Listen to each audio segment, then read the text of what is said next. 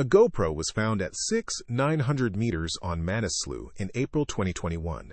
It had been buried under ice and debris for 6 months. The battery was dead. The housing was cracked, but the memory card was intact. On that memory card were 11 hours of footage. The last 47 seconds showed a wall of white rushing toward the camera. Then sound. A deep, grinding roar. Then nothing. The man holding that camera was Ethan Morales. He was 28 years old.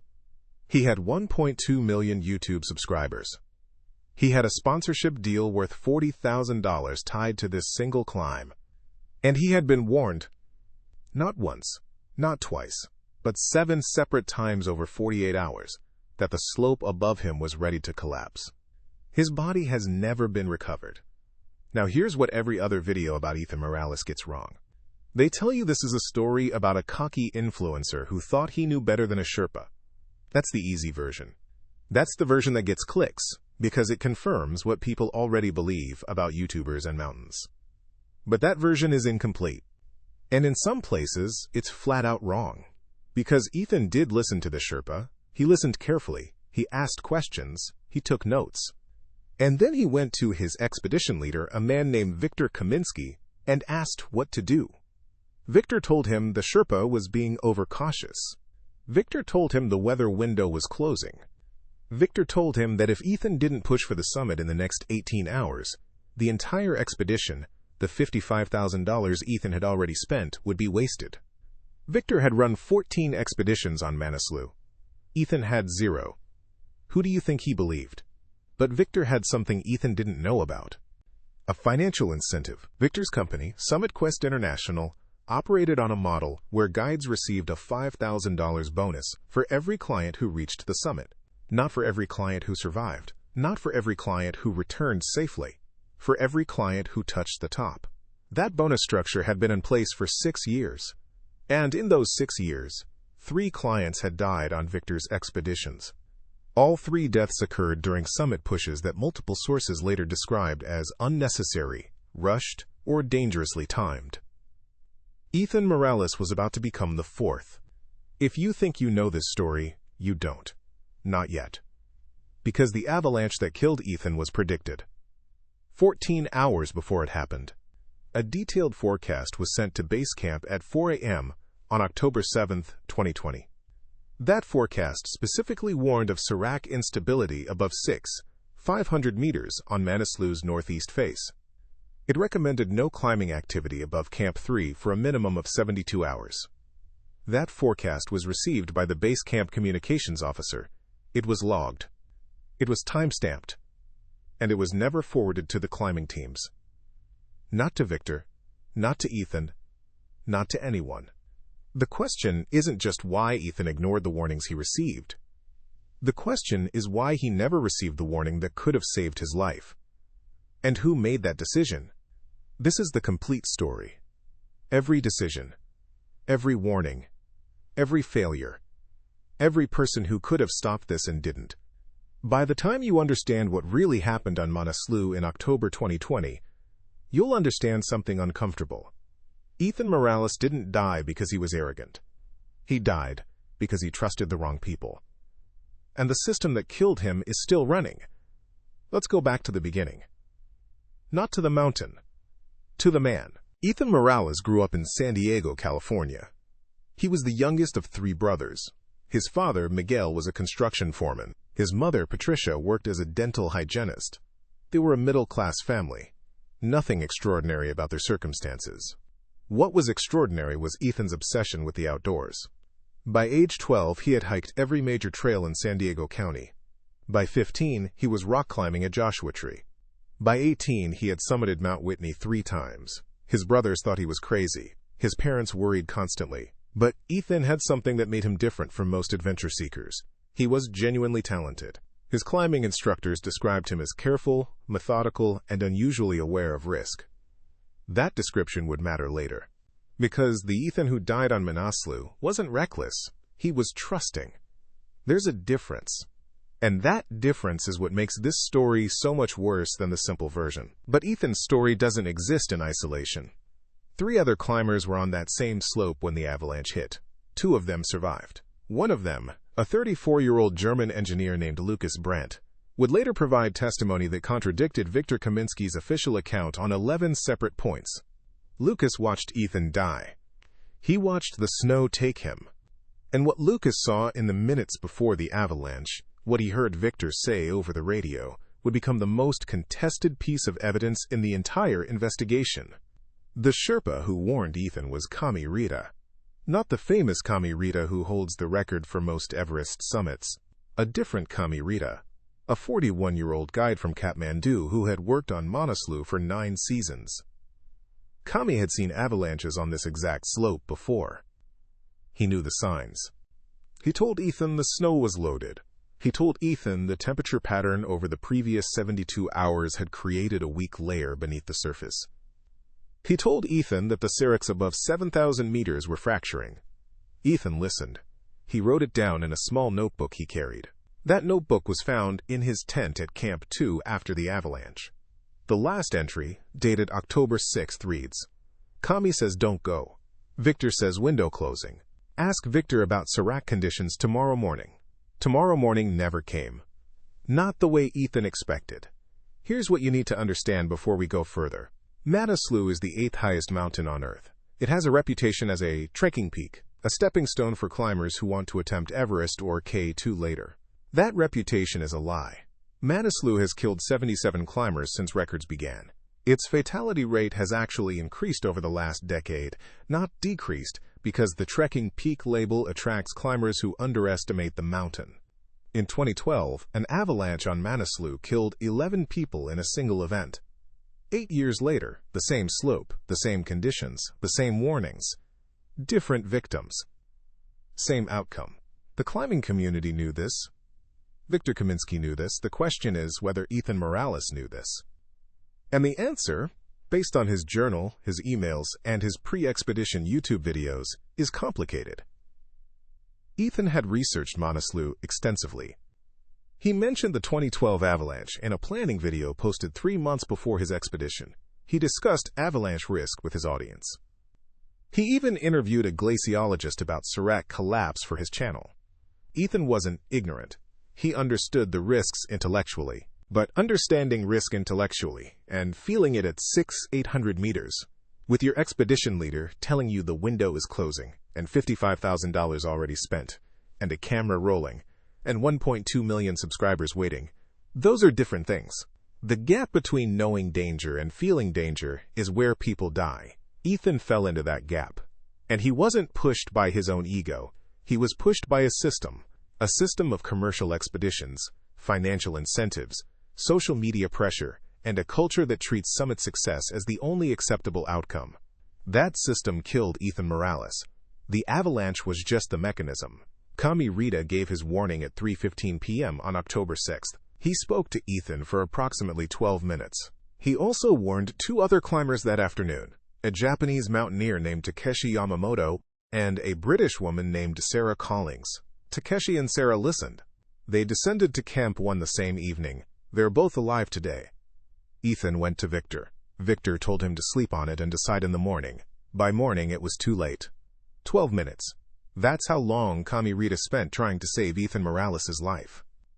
12 minutes of clear, specific, technical warning from a man who had spent 9 seasons watching this exact slope try to kill people.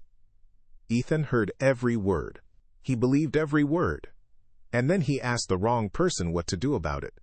That's not arrogance. That's trust. Misplaced trust. And it's the most dangerous thing on any mountain.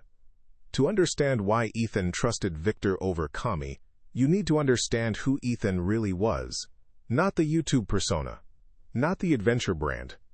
The actual person. Because the man who showed up at Manaslu Base Camp on September 22, 2020, was carrying more than a 60-pound pack. He was carrying pressure that nobody outside his inner circle knew about. Financial pressure. Professional pressure. And a secret he told exactly one person on the expedition.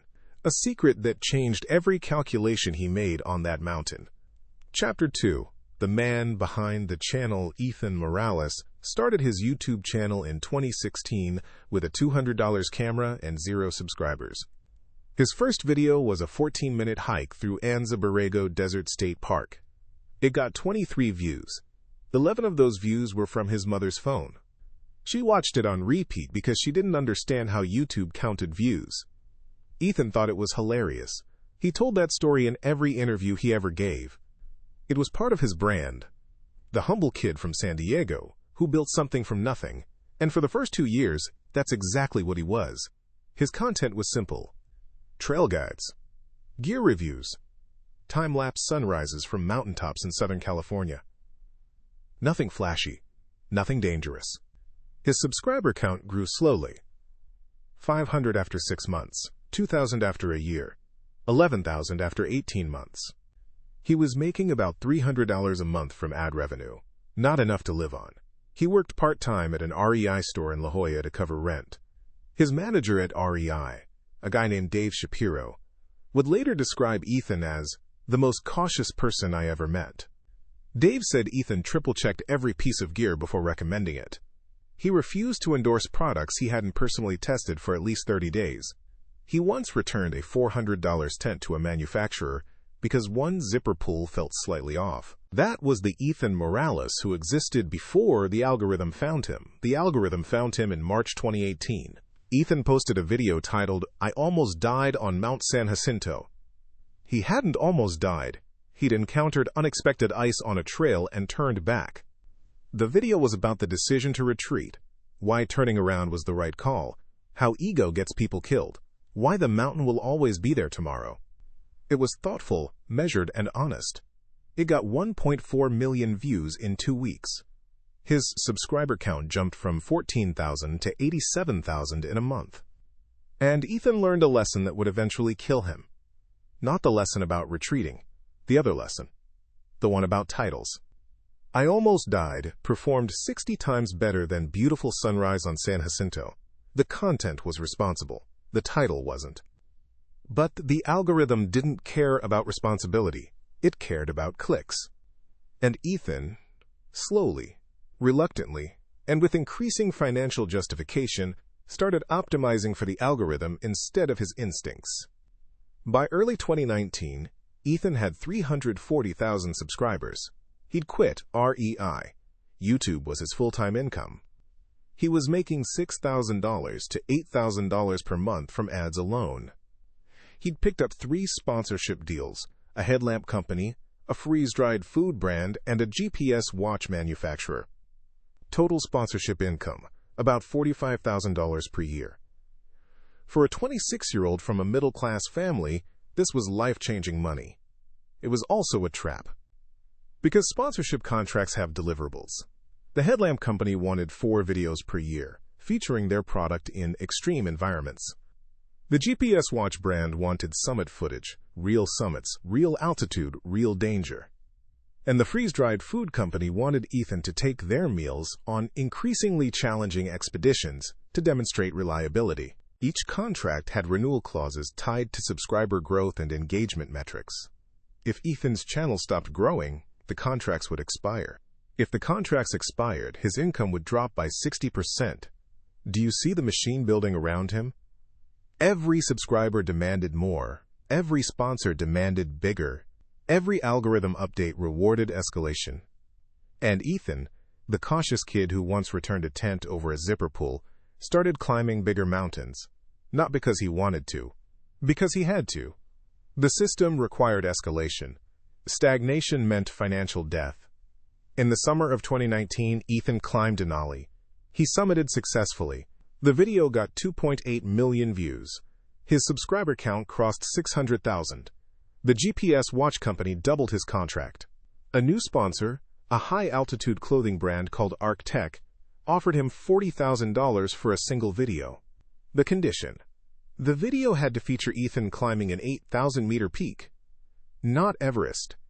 Arc Tech already had an Everest ambassador. They wanted something different, something that would stand out. They suggested Manaslu. Ethan had never been above 190 meters. Denali's summit is 190 meters. Manaslu is 163 meters. That's a 2,000-meter jump in altitude. In climbing terms, it's the difference between driving a car and flying a jet. The technical skills overlap, but the margin for error shrinks to almost nothing. Ethan knew this. His journal entries from September 2019, a full year before the expedition, show extensive research into 8,000-meter climbing. He listed the risks methodically: altitude sickness, pulmonary edema, cerebral edema, frostbite, avalanche, serac collapse, crevasse falls. He rated each risk on a scale of 1 to 10 and developed mitigation strategies for every single one. The journal is meticulous. It's the work of a careful, intelligent person taking a dangerous challenge seriously. But the journal also reveals something else. Pressure. Massive, crushing, invisible pressure that Ethan never showed on camera. An entry dated November 14, 2019, reads, "Arctech contract expires March 2021.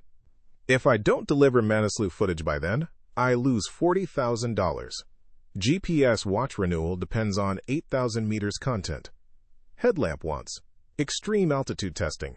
If Manaslu doesn't happen, I lose 3 sponsors simultaneously. That's $85,000 per year gone. Channel can't survive on ad revenue alone at current growth rate. I have to do this." He wasn't climbing Manaslu because of ego. He was climbing Manaslu because his entire livelihood depended on it. The mountain wasn't a choice. It was a deadline. But the financial pressure wasn't the secret. The secret was worse. In January 2020, Ethan's father, Miguel, was diagnosed with stage 3 pancreatic cancer. The prognosis was devastating: 12 to 18 months. Miguel had health insurance through his employer, but the coverage was inadequate for the treatment his oncologist recommended. The experimental immunotherapy protocol that offered the best chance of extending Miguel's life cost $14,000 per month out of pocket. Ethan's mother couldn't afford it. Ethan's brothers couldn't afford it. Ethan could. But only if he kept his sponsors. Only if he climbed Manaslu. Only if the video performed. Ethan told exactly one person on the expedition about his father. That person was his tent mate at base camp, a 30-year-old Australian climber named Josh Hartley. Josh would later say in an interview, "Ethan wasn't climbing for subscribers. He was climbing for his dad's chemo. When I understood that, everything about how he made decisions on that mountain made sense. He couldn't afford to fail. Literally. His dad's life depended on the money." Now go back and rewatch every video about Ethan Morales that calls him arrogant, that calls him a clout chaser, that says he deserved what happened because he was just another influencer playing on mountains he didn't understand. And ask yourself, would you have made a different choice? Miguel Morales died on February 3, 2021, 4 months after Ethan. The immunotherapy was stopped when the funding disappeared. Patricia Morales lost her son and her husband within 120 days. She doesn't do interviews. She has never publicly discussed Ethan's death. The only statement she ever released was 3 sentences long. "My son loved the mountains. He loved his family more. Please respect our privacy." That's who Ethan Morales was. Not a clout chaser. Not an arrogant influencer. A 28-year-old kid trying to save his father's life by climbing a mountain that had killed 77 people before him. The algorithm, the sponsors, and the expedition company treated him as a revenue source. The mountain treated him as what he was, a human being in a place where human beings aren't meant to survive. But Ethan wasn't the only person on that mountain whose decisions would matter. 4 other climbers were on Manaslu's northeast face on October 7, 2020. 3 of them shared the same slope as Ethan when the serac collapsed. Their stories intersect with Ethan's in ways that the official investigation never fully explored. And one of them, Lucas Brandt, the German engineer, would become the only person willing to tell the truth about what happened in the hours before the avalanche. Lucas was 34 years old. He was an aerospace engineer from Munich. He had been climbing for 12 years and had summited 4 peaks above 7,000 meters, including Broad Peak and Gasherbrum II.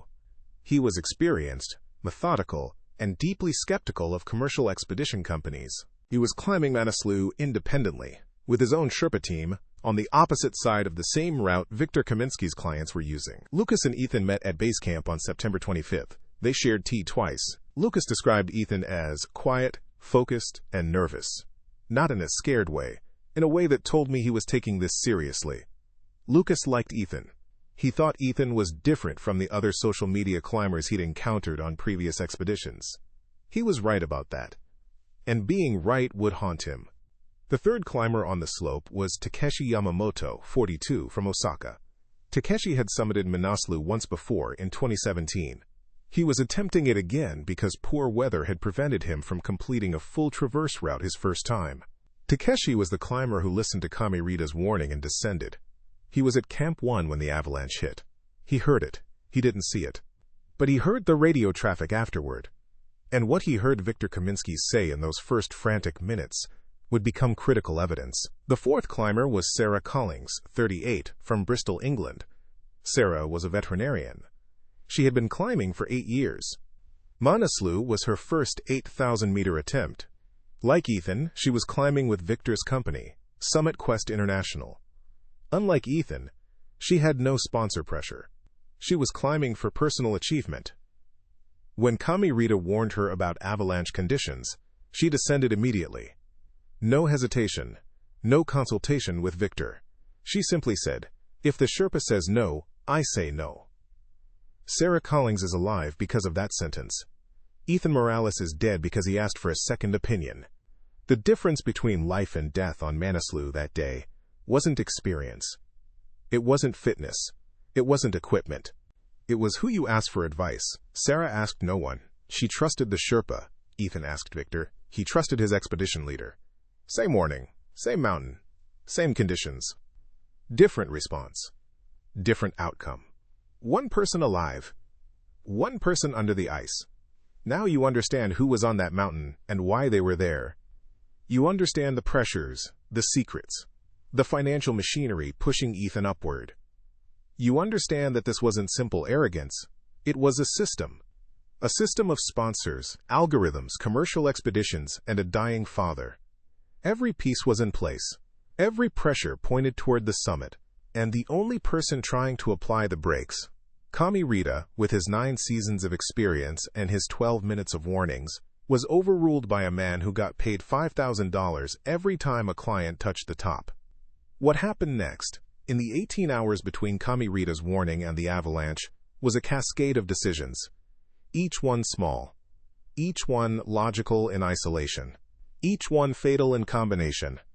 And it started with a radio call at 4:47 a.m. on October 7, 2020. Chapter 3, 18 Hours of Choices.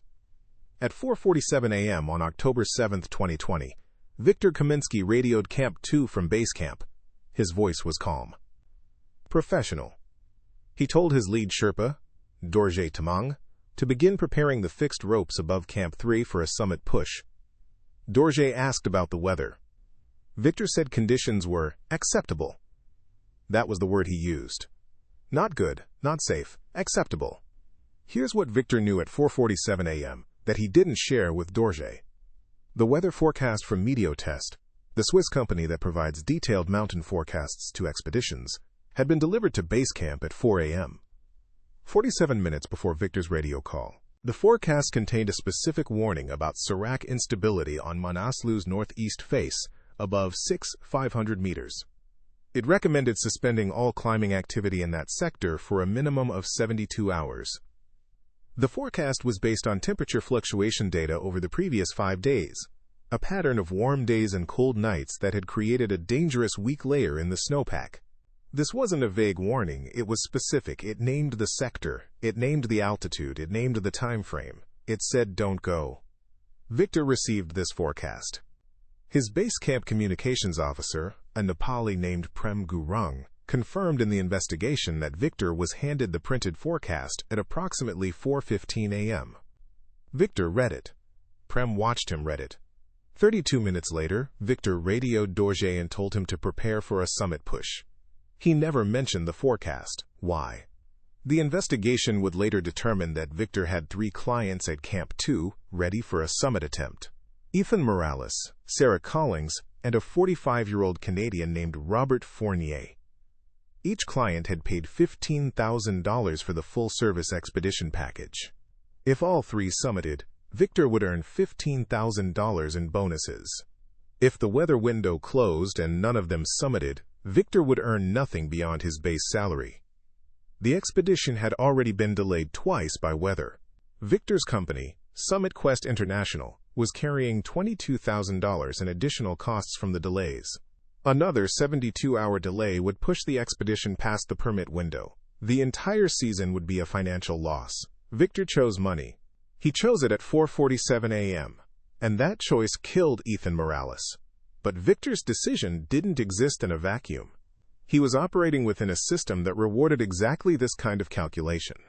Summit Quest International's bonus structure wasn't unusual. Multiple commercial expedition companies on 8,000-meter peaks use similar models.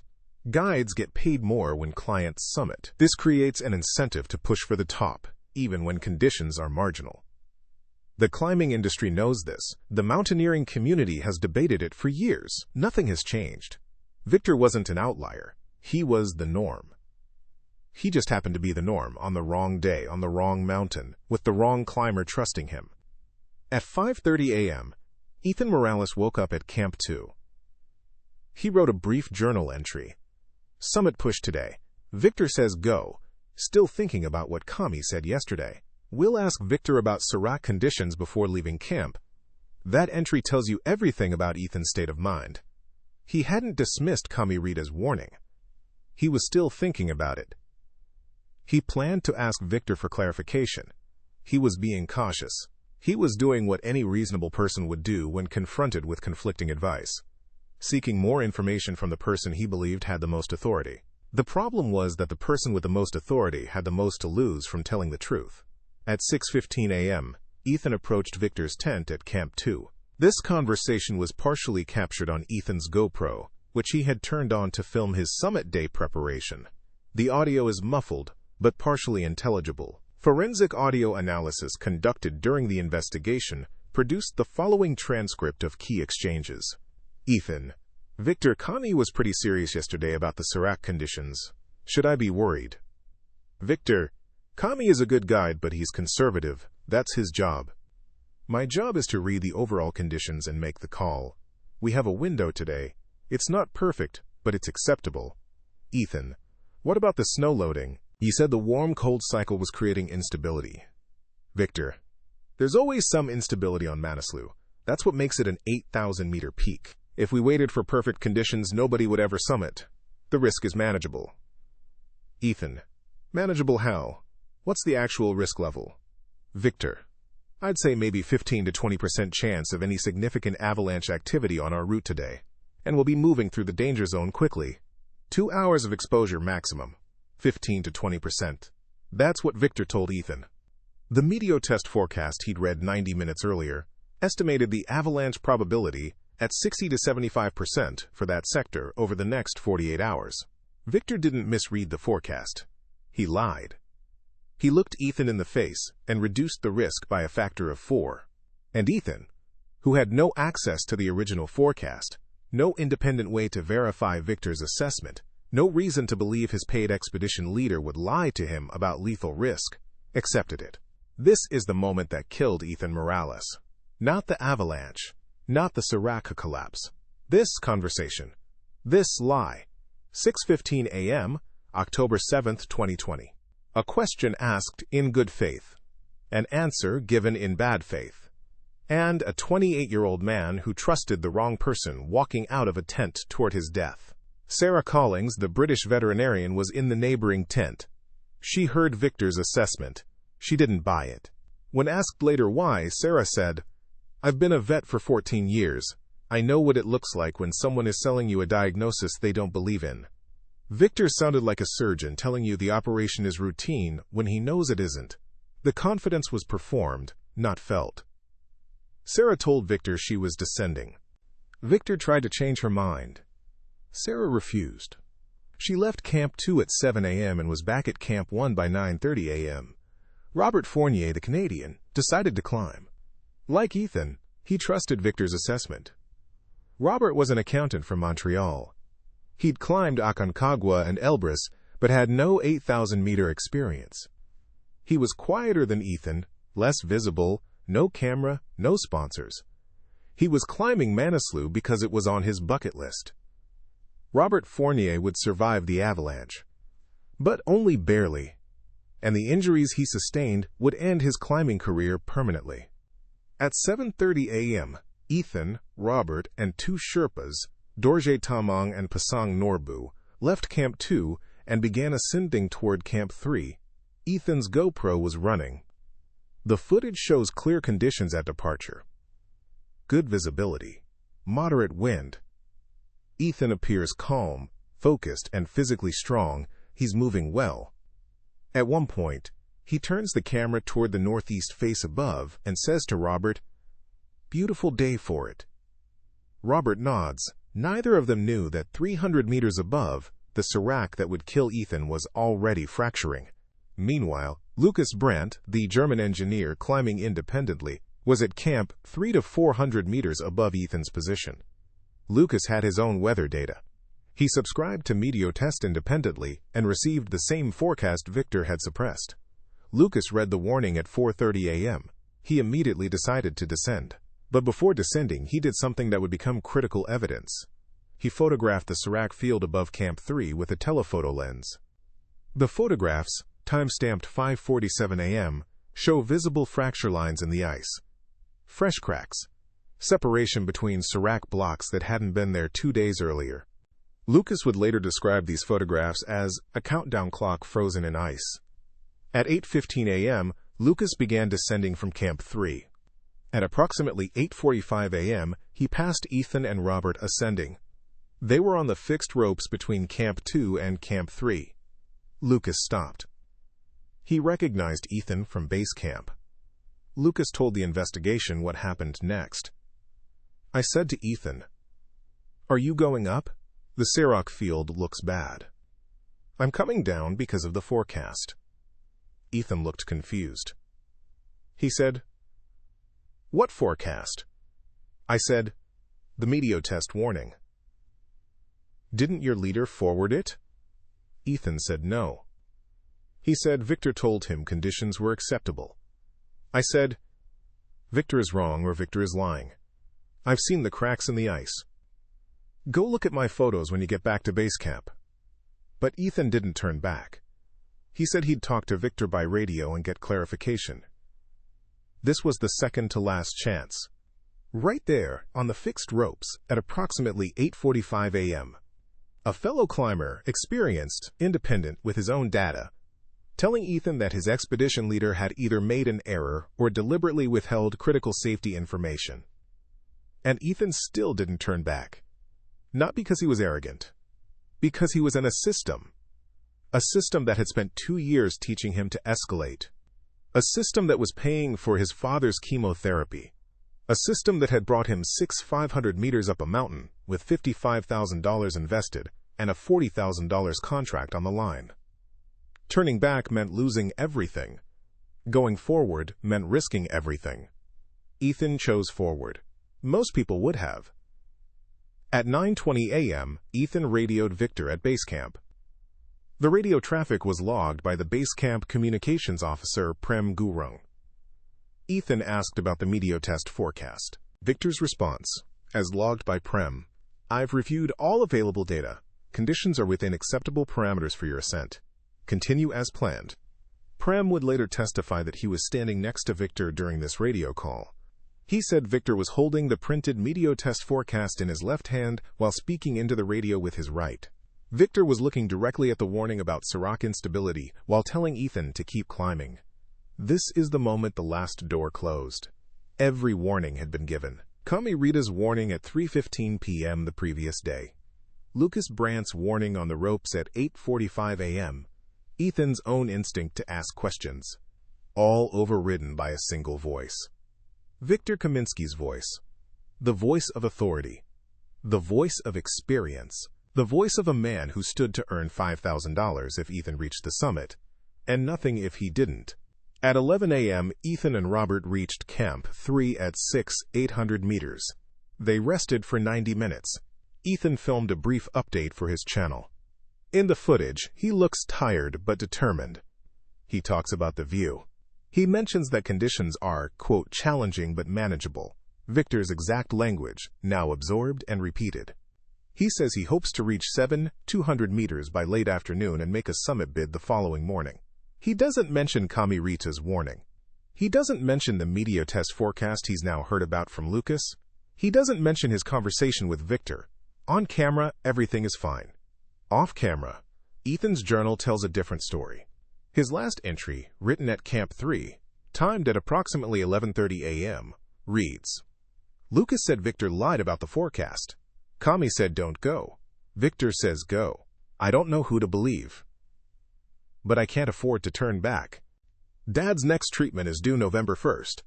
The Arctech money comes when I deliver summit footage. I'll be careful. I'll watch the snow. If anything looks wrong, I'll turn around. I promise. He wouldn't get the chance to keep that promise. At 12:30 p.m., Ethan and Robert left Camp 3 with Dorje and Pasang. They were heading for an advanced position at 7,200 meters, where they would bivouac before a pre-dawn summit push. The route traversed directly beneath the Serac field that Lucas had photographed 7 hours earlier. The exposure time through the danger zone was estimated at 2 hours. Victor had told Ethan the risk during those 2 hours was 15 to 20%. The real number, based on the forecast he'd read and suppressed, was closer to 70%. At 2:47 p.m., Ethan radioed base camp from approximately 6,900 meters. This was the radio call mentioned in the title of every news article about his death. His voice was calm. He reported steady progress. He said visibility was good. He estimated reaching the bivouac site by 4 p.m. He ended the call with 5 words. Feeling good. See you tomorrow. Those were the last words Ethan Morales ever transmitted. 28 minutes later, at 3:15 p.m., the Serac field above 7,000 meters collapsed. Chapter 4, 3 minutes and 15 seconds. The Serac collapse began at 3:15 p.m. Not approximately. Not around that time. 3:15 p.m. The timestamp comes from Ethan's GoPro, which was recording in time-lapse mode, 1 frame every 2 seconds. Frame 47, 231, shows the slope above Ethan intact. Frame 47, 232 shows a crack appearing in the ice face approximately 300 meters above his position. Frame 47, 233 shows the crack widening. Frame 47, 234 shows the first block of ice separating from the face. Frame 47, 235 shows Ethan looking up. His mouth is open. He's seen it. From first crack to full collapse, 6 seconds. From full collapse to the avalanche reaching Ethan's position, approximately 40 seconds. Total elapsed time from the first sign of danger to Ethan being buried, 46 seconds. Less than a minute. In that time, a mass of ice and snow estimated at 12,000 cubic meters released from the Serac field and swept down the northeast face at approximately 80 kilometers per hour. Ethan was at 6,900 meters directly in the path. The GoPro footage from those 46 seconds has never been publicly released. Ethan's family has possession of it. They have not authorized its distribution, but the investigation team reviewed it frame by frame, and their report describes what it shows. Frames 47, 235 through 47, 240. Ethan looks up. He drops his trekking poles. He reaches for the fixed rope. He is trying to clip in. He's moving fast, but he's not panicking. His training is visible. His first instinct is to anchor himself. Frames 47, 241 through 47, 250. Ethan is clipped to the fixed rope. He turns his body sideways to the slope, bracing for impact. He crouches. He puts his left arm over his head. His right hand grips the rope. Frames 47, 251 through 47, 254. The first wave of debris reaches him. It's not the main mass. It's the air blast ahead of the avalanche, carrying ice particles and loose snow. The force knocks Ethan sideways. He maintains his grip on the rope. Frame 47, 255. The main mass arrives. The investigators' report uses clinical language. Subject is engulfed by debris flow. Fixed rope anchor fails under load. Subject and approximately 40 meters of fixed rope are carried downslope. The time-lapse captures what happened in frozen fragments. One frame. Ethan is there. Next frame, white. Next frame, white. Next frame, white. 23 consecutive frames of white. 46 seconds of real time compressed into silence. The GoPro survived because it was mounted on Ethan's chest harness. The chest harness survived because it was made of reinforced nylon rated for extreme loads. The camera continued recording for another 9 hours and 14 minutes after the avalanche stopped. It recorded white. Snow packed against the lens. No movement. No sound in the surviving audio except a faint hissing wind moving across the snow surface above. At 12:29 a.m. on October 8th, the battery died. Ethan had been dead for approximately 9 hours by then. Now let me tell you about the other 3 people on that slope. Dorje Tamong was 30 meters ahead of Ethan when the serac collapsed. He was higher on the slope, closer to the danger zone but positioned near a rock outcropping. When the avalanche hit, the debris flow split around the outcropping. Dorje was caught in the edge of the flow. He was tumbled approximately 50 meters downslope. His left shoulder was dislocated. His crampons were ripped from his boots, but he was alive. The rock outcropping had deflected the main mass of the avalanche around his position. Dorje would later say he didn't feel the snow hit him. He felt the air, the pressure wave ahead of the debris. It picked him up and threw him. When he stopped moving, he was partially buried, legs under snow, torso and head exposed. He could breathe. He could move his right arm. He began digging himself out. Pasung Norbu was 15 meters behind Ethan. He saw everything. He saw the serac break. He saw the crack appear. He saw the ice blocks tumble. He saw the avalanche build. And he saw Ethan disappear. Pasung did something in those 46 seconds that saved his life. He unclipped from the fixed rope. This goes against every training protocol. You're supposed to stay clipped in. The rope is your lifeline. But Pasung had 9 years of high-altitude experience, and he understood something that training manuals don't teach. If the fixed rope anchor fails, the rope becomes a leash. It drags you with it. Pasung unclipped and threw himself behind a small ice ridge to his left. The avalanche passed over him. He was buried under approximately 60 centimeters of debris. He dug himself out in 4 minutes. He was uninjured. Robert Fournier was 45 meters behind Pasung. He was the lowest on the slope. The avalanche lost some of its energy by the time it reached his position, but it still hit him with enough force to snap both trekking poles, tear his pack from his back, and drag him approximately 70 meters downslope through a field of ice blocks. Robert's right leg was broken in 2 places. His left wrist was fractured. He had deep lacerations on his face and neck from ice fragments. He was conscious throughout. He remembers all of it. In a 2022 interview, Robert said, "I heard a sound like a freight train. Then I was moving. I wasn't sliding. I was being carried. Like a river. Ice hitting me from every direction. I covered my face with my arms. That's the only reason I still have eyes. When I stopped, I was on my back in a debris field. I couldn't feel my right leg. I could see blue sky. I thought, I'm alive. Why am I alive?" Robert lay in the debris field for 47 minutes before Pasung reached him. Pasung had dug himself out, assessed his own condition, and then traversed the debris field looking for the others. He found Robert first. He administered basic first aid, splinted Robert's leg with a trekking pole fragment, stopped the bleeding on his face with gauze from a first aid kit he'd kept in his jacket pocket. Then Pasung asked Robert, "Where is Ethan?" Robert didn't know. Pasung searched for Ethan for 3 hours. He searched until dark. He used an avalanche probe borrowed from Dorje, who had reached them by then, despite his dislocated shoulder. They probed the debris field systematically, covering an area approximately 200 meters by 100 meters. They found Ethan's pack at 5:45 p.m. It was partially buried, the frame bent, contents scattered. They found one of his trekking poles at 6:10 p.m. They found his right boot at 6:30 p.m. The boot had been torn from his foot by the force of the debris flow. They did not find Ethan. As darkness fell, the temperature dropped. Dorje's shoulder was swelling. Robert couldn't walk. Pasung made the decision to stop searching and focus on getting the survivors down. He radioed base camp at 7:15 p.m. The transmission was broken. distorted by the terrain. Prem Gurung at base camp logged the following. Pasang reports avalanche. Ethan missing. Robert injured. Dorje injured. Request immediate rescue. Victor Kaminsky was standing next to Prem when the call came in. According to Prem's testimony, Victor's first words were not about Ethan. They were not about Robert's injuries. They were not about organizing a rescue. Victor's first words, as Prem recorded them, were, "Did anyone summit?"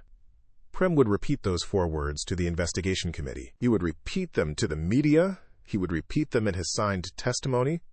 Victor denied saying them. Prem never changed his account. At base camp, the response to Pasang's distress call was slow, not because of negligence at the operational level. The Sherpas and support staff moved quickly.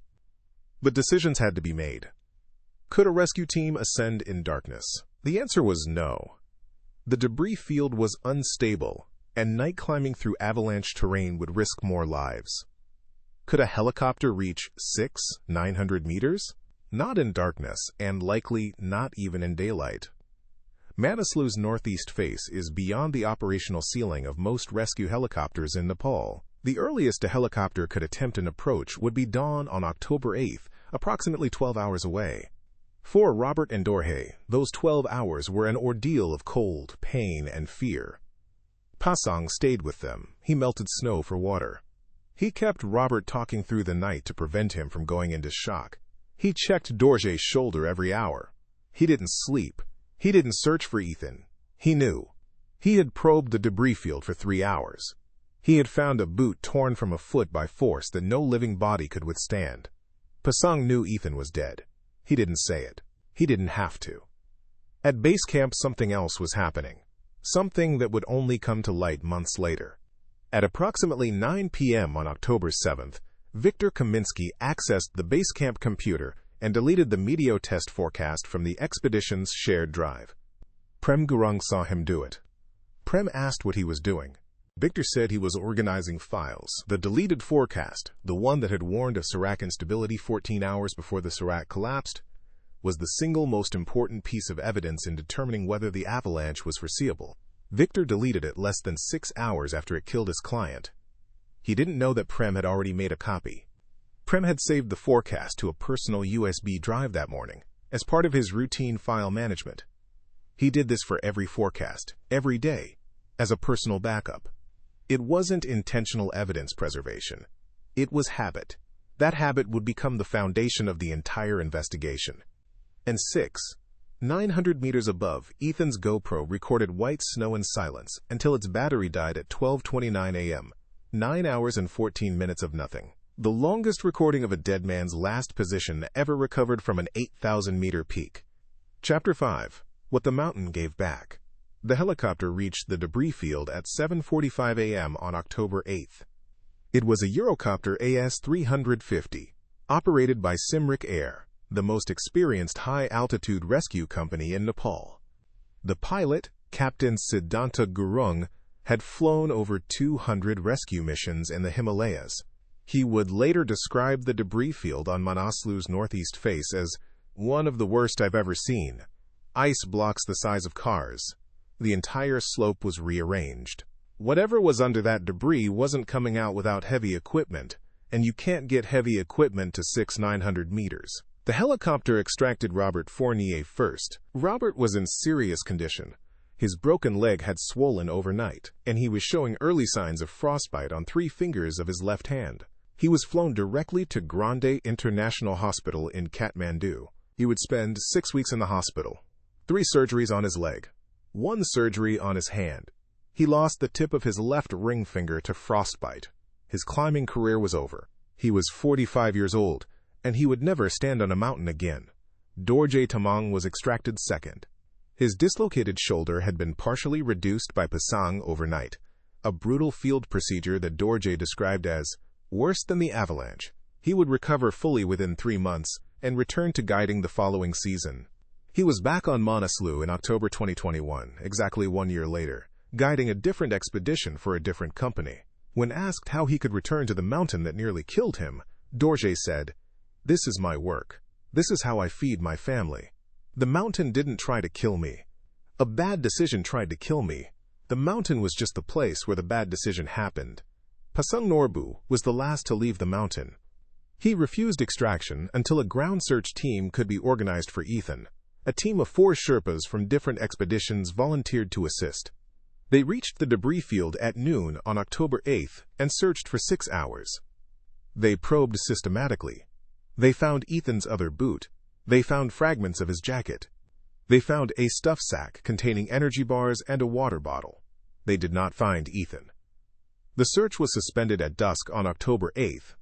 It resumed on October 9th and October 10th.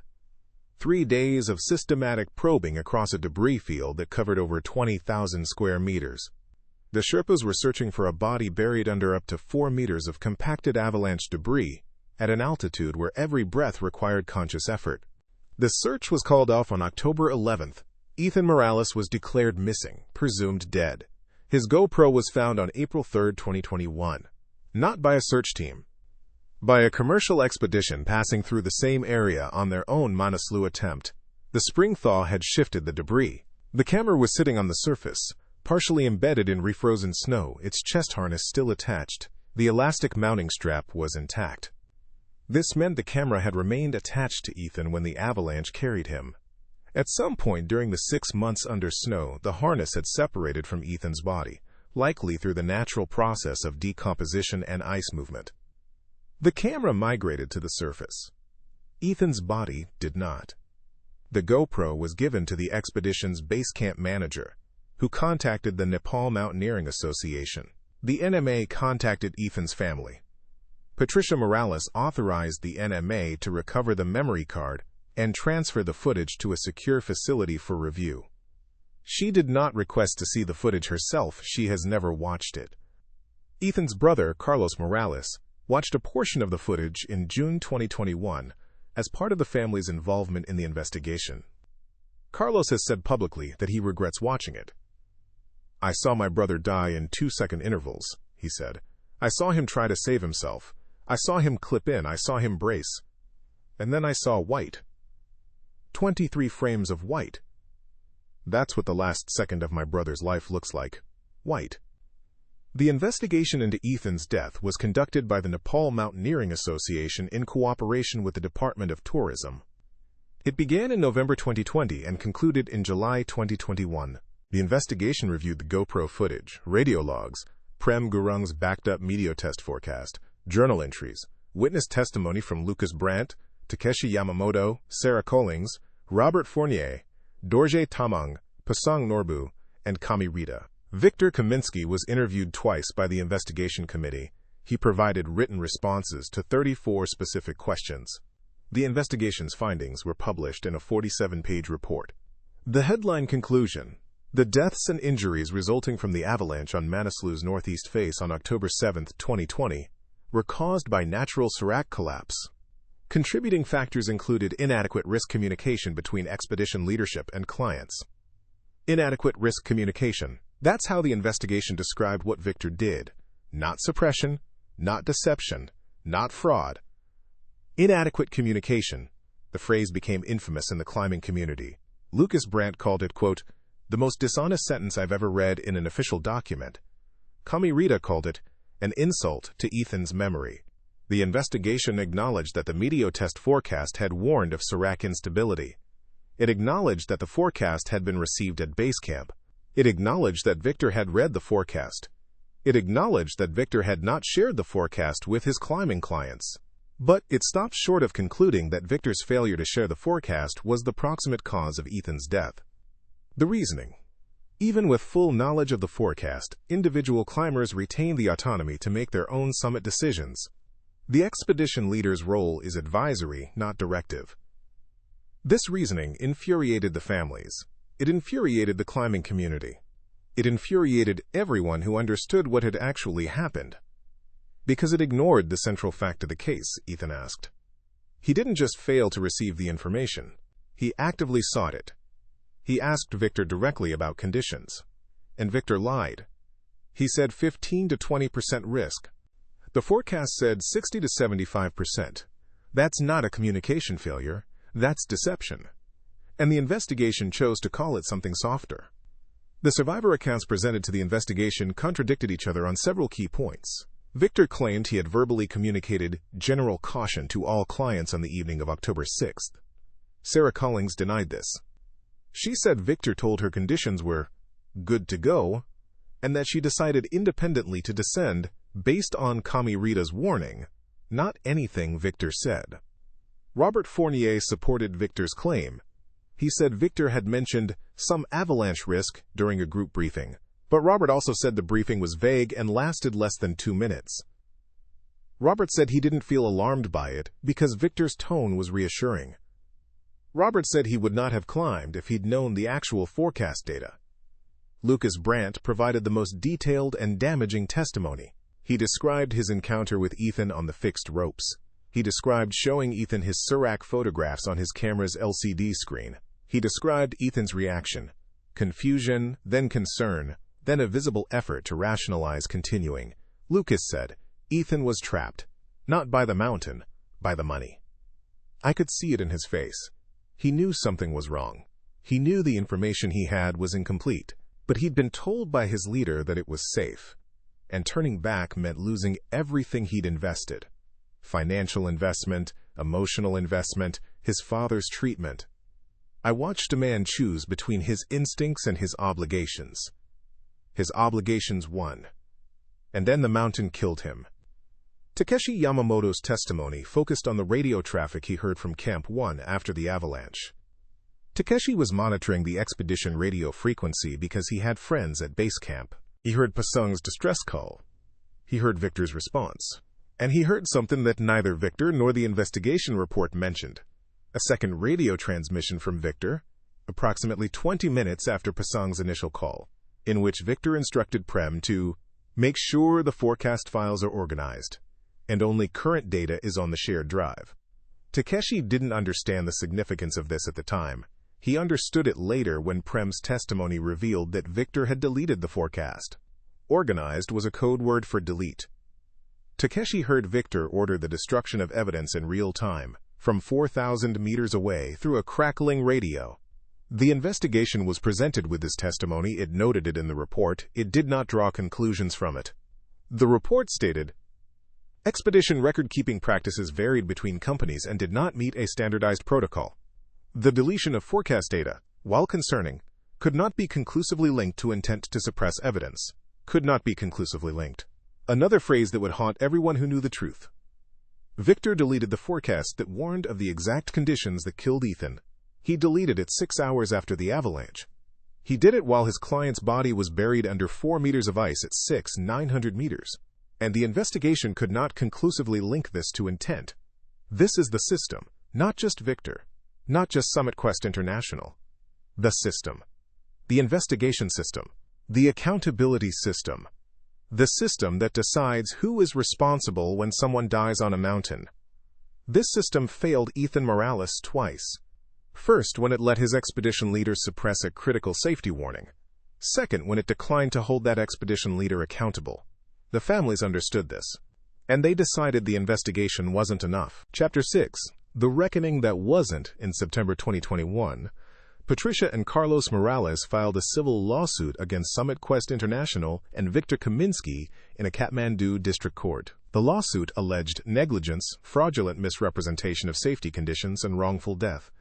It sought damages of $2.5 million. The figure was calculated to include Ethan's projected lifetime earnings, the cost of Miguel Morales' medical treatment that was interrupted by Ethan's death, and punitive damages for Victor's suppression of the forecast.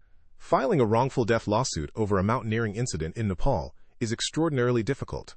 Nepal's legal framework for commercial expedition liability is, to put it directly, almost non-existent. Climbers sign liability waivers before every expedition. These waivers are broad, vaguely worded, and designed to protect expedition companies from exactly this kind of lawsuit. Ethan had signed one.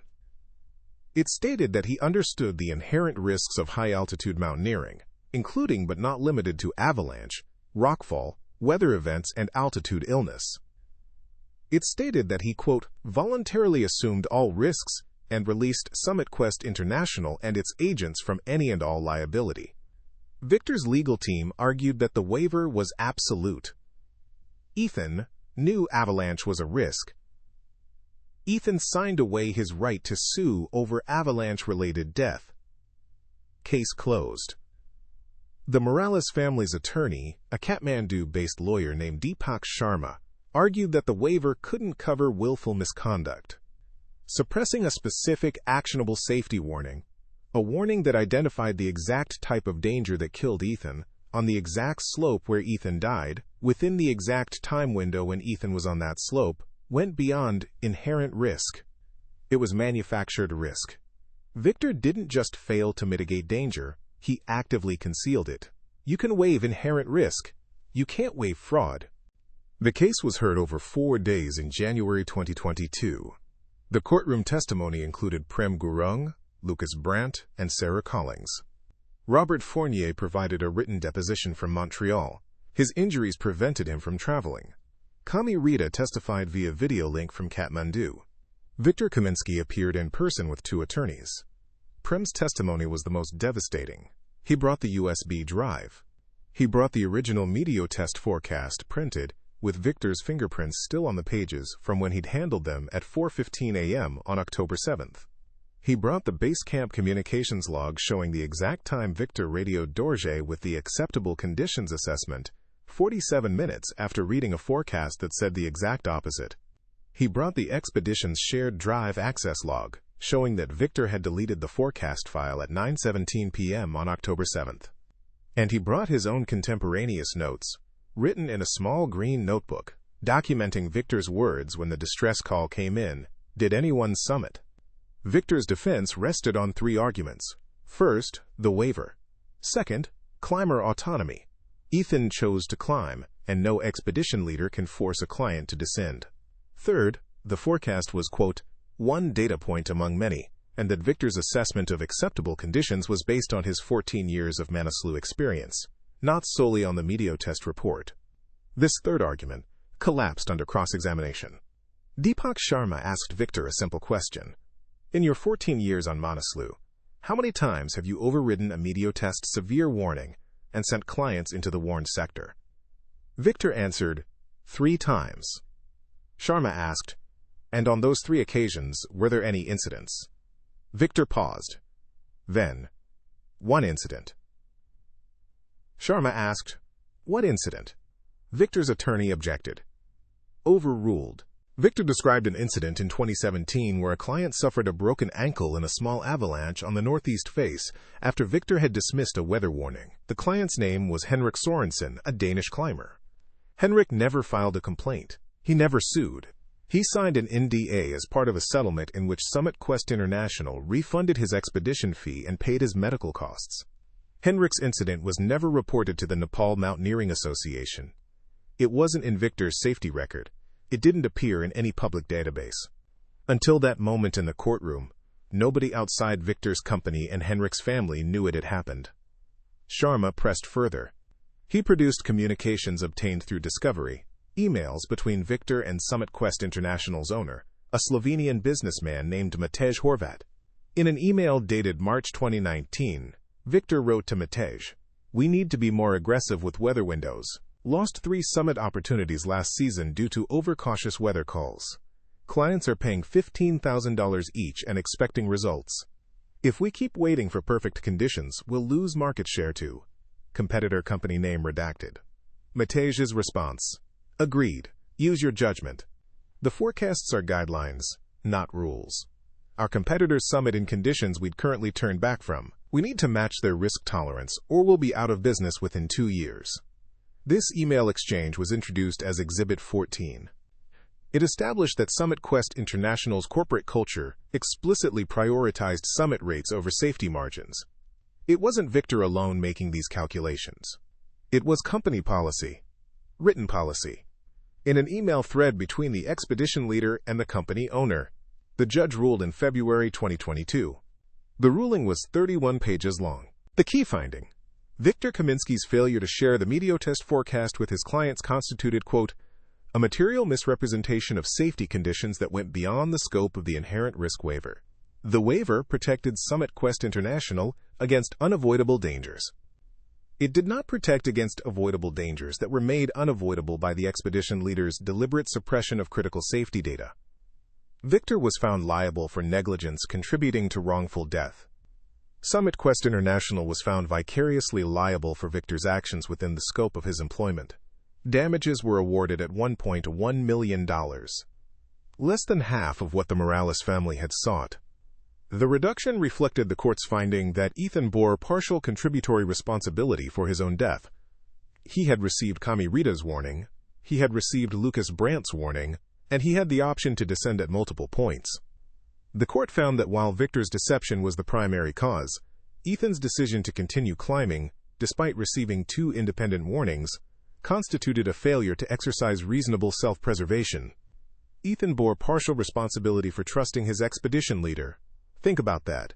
The $1.1 million was never paid. Victor Kamiński left Nepal in March 2022 and returned to Poland, where he holds citizenship.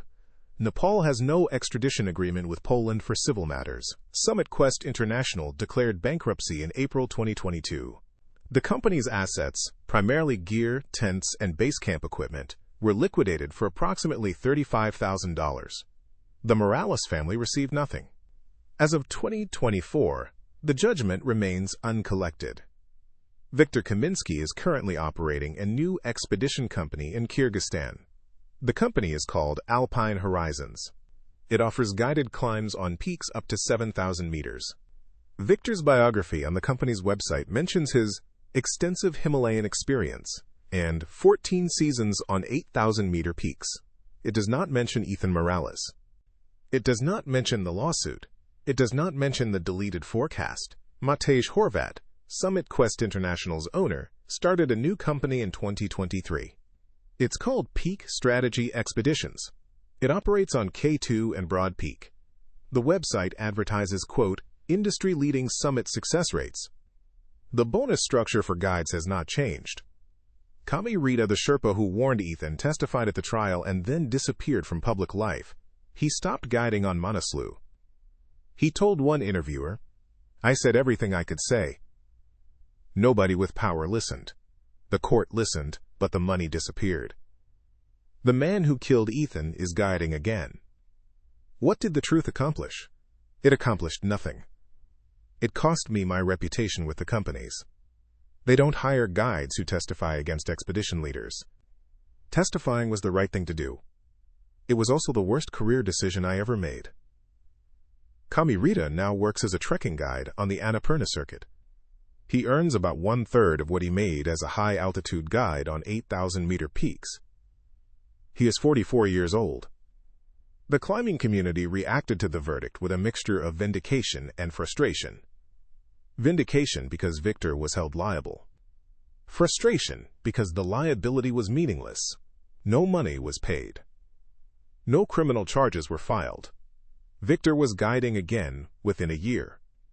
The systemic issues, bonus structures tied to summits, forecast suppression, inadequate safety oversight, remained unchanged. Lucas Brandt wrote a detailed account of the incident for the German Alpine Club's journal. It was published in August 2022. The article was titled, "The System That Kills." In it, Lucas argued that Ethan's death was not an isolated incident but a symptom of a commercial expedition industry that treats client safety as subordinate to client satisfaction. He wrote, "Victor Kamiński did what the system rewarded him for doing. He pushed clients towards summits. He minimized risk data that would have discouraged summit attempts. He prioritized revenue over safety. And when a client died, the system protected him. It gave him a judgment he'll never pay, and a career he resumed within months. Ethan Morales is dead. Victor Kamiński is guiding. That's all you need to know about the system." Sarah Collings, the British veterinarian who trusted Kami Rita's warning and descended, read Lucas's article. She posted a response on her personal blog. "I am alive because I trusted a Sherpa. Ethan is dead because he trusted his expedition leader.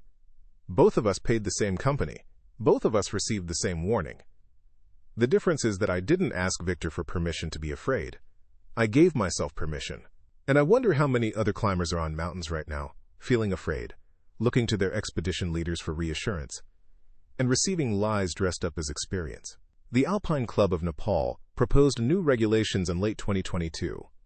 The proposals included mandatory sharing of weather forecasts with all expedition members, a prohibition on summit bonuses for guides, and a requirement for expedition leaders to hold formal safety certifications. As of 2024, none of these proposals have been enacted. The Nepal government has not responded to them publicly. The Commercial Expedition Lobby, representing companies that generate $300 million annually in expedition-related tourism revenue, has opposed all three proposals through informal channels. $300 million a year. That's what the system is worth. Ethan Morales' unpaid judgment, $1.1 million. The system's annual revenue is 273 times larger than the cost of Ethan's life, and that ratio tells you everything about whether anything will change. Chapter 7. What the ice keeps Ethan Morales' body is still on Manaslu. At approximately 900 meters, buried under debris that shifts with each season but never fully releases what it took. Every October, when expeditions traverse the northeast face, they pass within 200 meters of where Ethan lies. Some of them know this. Most of them don't. The mountain doesn't mark its graves. In the 3 years since Ethan's death, 14 more people have died on Manaslu.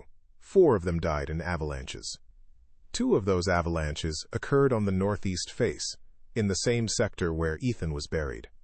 One of those avalanches in October 2022 was preceded by a meteotest warning. That warning was shared with all expedition teams. The climbers descended. Nobody died. It worked. The system that failed Ethan proved, 2 years later, that it could succeed when people chose to use it. That's the cruelest part of this story. The fix was simple. Share the forecast. That's it. Not a new technology. Not a new regulation. Not $1 million safety system. Just share the forecast. Read the email. Pass it to the climbers. Let them make informed decisions. Victor had the forecast. He chose not to share it. 2 years later, a different expedition leader shared a similar forecast. Everyone lived. Ethan's death was not inevitable. It was chosen. Not by Ethan. By someone else. And that someone else is guiding again in Kyrgyzstan. But let me tell you about the people who are left. Patricia Morales lives in the same house in San Diego where Ethan grew up. She works the same job at the same dental office. Her life looks the same from the outside. From the inside, it's unrecognizable. She lost her husband 4 months after losing her son. Miguel Morales died on February 3, 2021. His pancreatic cancer progressed rapidly after the immunotherapy was discontinued. The treatment was discontinued because the funding, Ethan's funding, stopped when Ethan died. The Arctech sponsorship was never paid. The contract required delivery of summit footage. Ethan delivered footage of his own death instead. Arctech terminated the contract on October 15, 2020, 8 days after the avalanche. Their legal team sent a standard termination letter to Ethan's email address. Nobody at Arctech knew Ethan was dead when they sent it. They found out from the news, like everyone else. Miguel's last months were spent in a hospital bed in the living room of the San Diego house. Patricia cared for him alone. Carlos helped when he could, but he lived in Phoenix and couldn't be there every day. Miguel never spoke publicly about Ethan's death. He couldn't. By the time the news broke, Miguel was too ill to process it. Patricia has said that she isn't sure Miguel fully understood what happened. She hopes he didn't. She hopes the morphine kept the worst of it away from him. Emma, Ethan's 6-year-old daughter from a previous relationship, was told her father died in an accident on a mountain. She's 10 now. She lives with her mother, Ethan's ex-girlfriend Rachel Chen, in Portland, Oregon. Rachel has kept Ethan's YouTube channel active. She hasn't posted new content, but she hasn't deleted the existing videos. They sit there, 347 videos, accumulated over 4 years, a digital monument to a man who loved mountains and was killed by the business of climbing them. The channel still earns residual ad revenue, about $400 a month. Rachel puts it in a savings account for Emma. Emma doesn't watch the videos. Rachel says Emma knows about the channel but has never asked to see it. She doesn't talk about her father's climbing. She talks about other things she remembers. how he made pancakes on Sunday mornings, how he read to her before bed, how he let her paint his toenails purple because it was her favorite color. The mountain has no place in Emma's memory of her father. She keeps him in the kitchen, in the bedroom, in the small, safe spaces where mountains can't reach. Carlos Morales became an advocate for climbing safety reform after Ethan's death. He founded a non-profit called the Morales Mountain Safety Project in 2022. The organization's mission is to advocate for mandatory weather forecast sharing on all commercial expeditions above 6,000 meters. Carlos has spoken at 3 international mountaineering conferences. He has met with officials at the Nepal Mountaineering Association. He has written op-eds for climbing publications. The response has been sympathetic. Everyone agrees that forecast sharing should be mandatory. Nobody has made it mandatory. The proposal sits in a bureaucratic pipeline where it will remain until someone else dies in exactly the same way, and the cycle of outrage resets. Carlos knows this. He told a journalist in 2023, "I'm shouting into the wind. Everyone nods. Everyone agrees. Nobody acts." The expedition companies don't want regulations because regulations cost money. The government doesn't want regulations because it might reduce tourism revenue. And the climbers, the actual people who would be saved by these regulations, they sign the waivers. They trust their leaders. They do what Ethan did. And some of them will die the way Ethan died. And their brothers will start nonprofits. And the cycle will continue. Robert Fournier lives in Montreal. He walks with a limp. His right leg has 2 titanium plates and 9 screws. He can't run. He can't hike on uneven terrain. He tried rock climbing once, in a gym, 18 months after the accident. He made it 6 feet off the ground and had a panic attack. He hasn't tried again. Robert doesn't blame Ethan. He doesn't blame himself. He blames Victor. He blames Matej Horvat. He blames Summit Quest International. He blames the system that put 2 unqualified decision-makers, an expedition leader motivated by money and a company owner motivated by market share, in charge of his life at 900 meters on an 8,000-meter peak. Robert filed his own lawsuit in Canadian court, attempting to use an international jurisdiction claim against Matej Horvat's new company, Peak Strategy Expeditions. The case was dismissed on jurisdictional grounds in 2023. Robert has no legal recourse. He has medical bills totaling $180,000 Canadian dollars. He has a body that will never be the same. He has nightmares 3 times a week. He has a therapist he sees every Tuesday. And he has a memory that won't fade, the sound of the avalanche. A sound he describes as the mountain breathing in. Dorje Tamang is still guiding. He returned to Manaslu in 2021. He has guided 3 more expeditions since Ethan's death. He has never worked for Victor Kaminsky again. He has never worked for any company connected to Matej Horvat. When asked about Ethan, Dorje says little. He was a good man. He listened. He asked questions. He did what his leader told him. That's what clients are supposed to do. The leader is supposed to tell the truth. Victor didn't. Ethan paid for Victor's lie. I almost paid for it too. Pasang Norbu left the guiding profession entirely. He returned to his village in Solukhumbu district and opened a small tea house on the Everest Base Camp trekking route. He named it Ethan's Rest. The sign above the door is hand-painted. It shows a mountain with a small figure on the slope.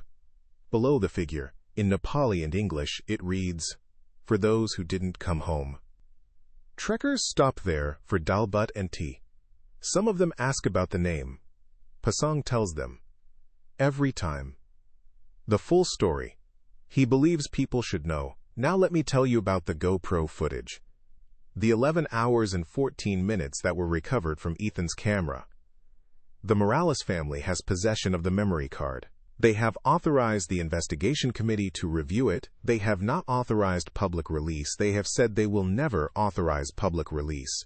Carlos Morales has explained why. That footage shows my brother dying. It shows his last 46 seconds of life. It shows him trying to save himself and failing. That footage belongs to him. It doesn't belong to YouTube.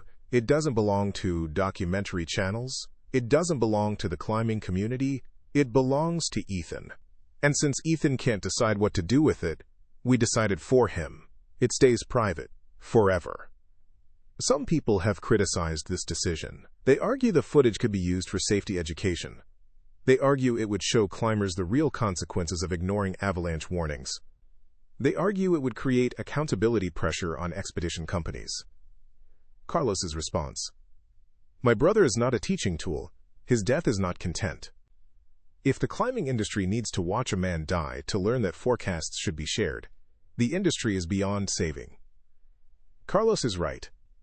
The industry shouldn't need the footage. It has the facts. It has the timeline. It has the deleted forecast. It has the financial incentives laid bare. It has the emails between Victor and Matej. It has the court ruling. It has the survivor testimony. It has everything it needs to prevent the next Ethan Morales. It doesn't need to watch anyone die. And yet, here we are, 2024. Victor is guiding in Kyrgyzstan. Matej is running a new company on K2. The forecast sharing proposal sits unimplemented. The bonus structures remain in place. The waivers remain identical. The system is unchanged. Every October, the climbing season on Manaslu begins. Expedition teams arrive at base camp. They set up tents. They acclimatize. They receive weather forecasts. And they trust their expedition leaders to tell them the truth. Some leaders do. Some don't. And the climbers have no way to know which kind of leader they hired. Until it's too late. That's the gamble. Not the avalanche. Not the altitude. Not the cold. The gamble is trust. Trusting someone whose financial incentives are misaligned with your survival. That's the risk the waivers don't mention. That's the danger no gear can protect against. That's the reason Ethan Morales is still at 6,900 meters on Manaslu, while the man who sent him there is running a company in Kyrgyzstan and collecting new clients. Ethan's last journal entry, written at Camp 3, ended with 5 words: "I'll be careful, I promise." He was careful. He asked questions. He sought information. He listened to warnings. He consulted his leader. He did everything a careful person would do. And he died anyway.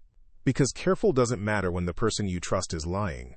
Careful doesn't protect you when the system is designed to push you past your limits. Careful is not enough when the forecast that could save your life is deleted by the man whose job is to keep you alive.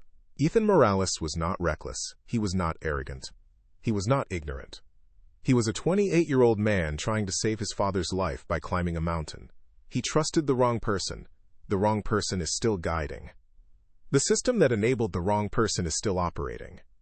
And somewhere on a mountain right now, another climber is asking their expedition leader, "Is it safe?" And they're trusting the answer. That's all this story is.